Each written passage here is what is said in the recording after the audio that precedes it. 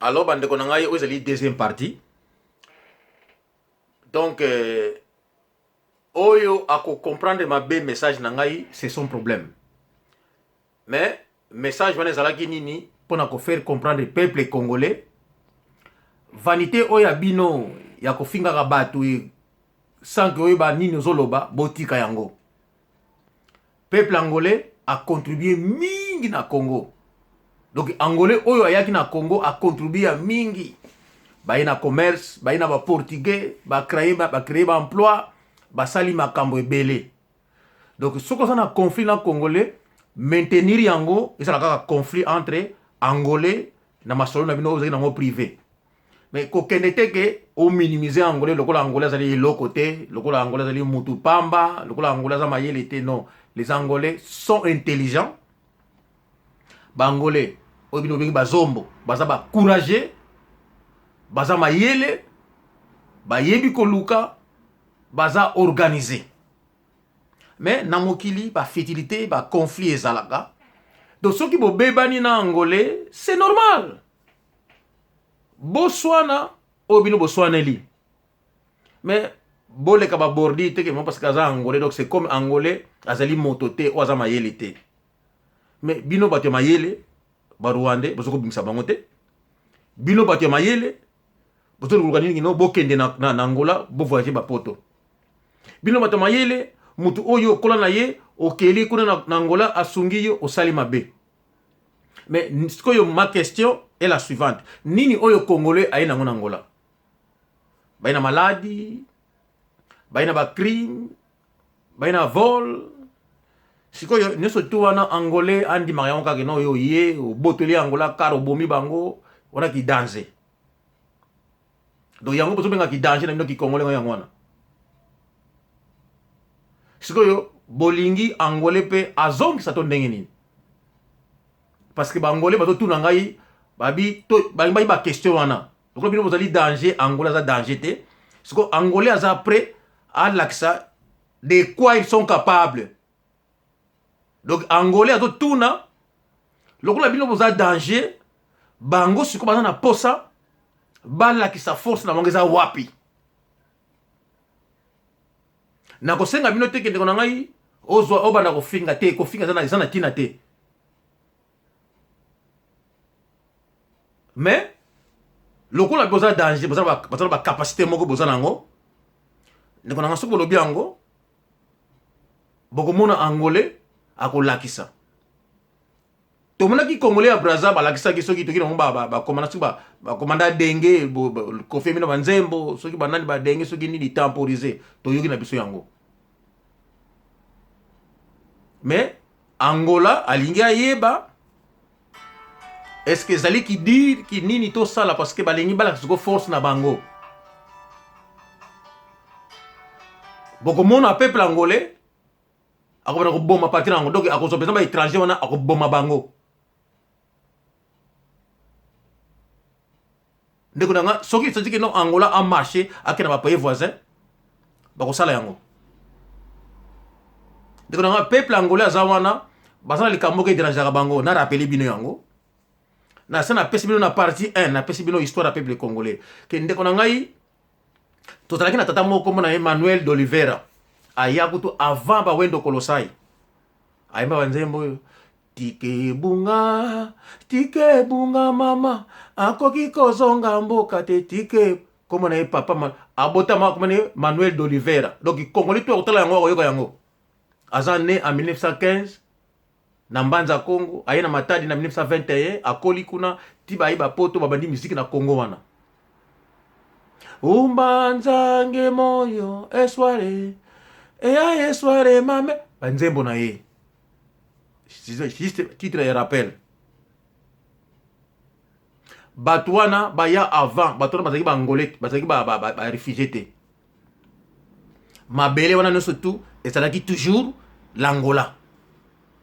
Bazia ko sala bilanga na bango batona ko sala ba trajet milai avec le temps ba wendi ko lemba asali kaka ndako sika sala bilanga be kolo wana evandi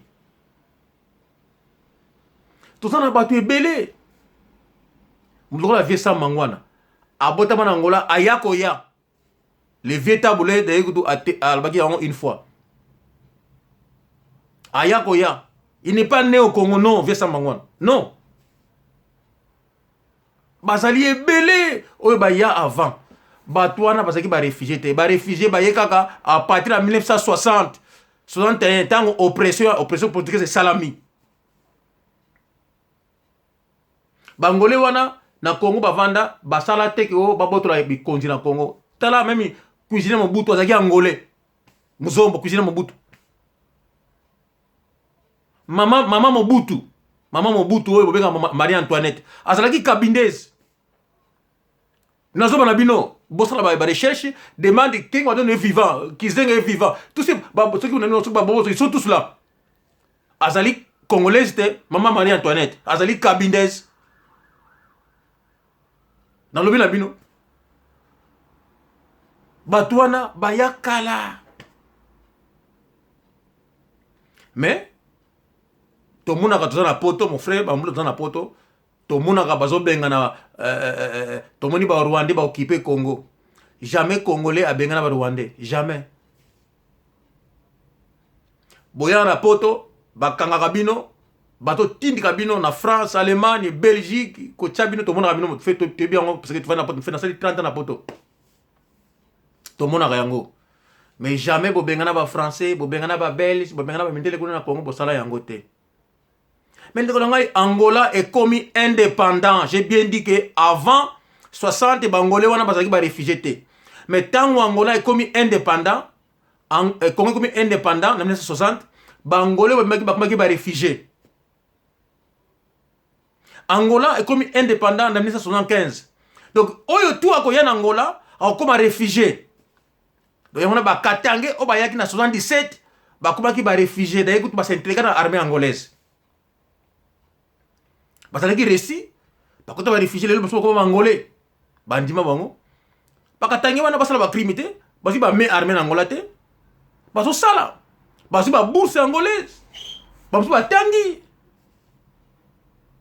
Mais pourquoi lelo Angolais azokanga ba irrégulier na mboka na ye souvent ba zaïrois congolais bazongisi bango et pas ba utaki zaïrois à se soulever bake na ba Congo na Siza na Sikrière soki na ba compagnie tina matadi ba botoli bangolais bandaku ba bengani bango o parce que bino bozo beta bango bozo beta bangolais ndeko na ngai peuple angolais a ebisi ngai na pesa bino message oyo likambo wana e dérangea bangolais. Bangolais mingi bazonga babotela lupangu na matadi na mwanda boma bazonga na Angola bakufa parce que ça la bango pasi ba lupangu bana ba récupérer bazula yango mbongo te. Donc e blessa bango et ça la bango pasi na niveau moko boko ndima te. Bangolais wana bamsusu babotela na kulungo na kipese batanga kuna basaba université kuna bazo ba poste na compagnie Sikrière na Siza boye ko kanga bango azaki na bureau botie bango na ba avion soki na ba train bakar bozongisi bango batu wana bazongaka na bango batu wana tango bazongi zaki ba départ moko brisque il fallait gouvernement angolais a récupérer bango atia bango na ba télévision pour ba peuple ba famille bango bazaki distribuer bango na télévision ba ya ko récupérer bango. Gouvernement angolais a récupéré batu wana d'ailleurs gouvernement angolais a ko tina na ba camion pour na kanda et récupérer ba angolais tout batikalaki bazonga na Angola et puis na ba mbongo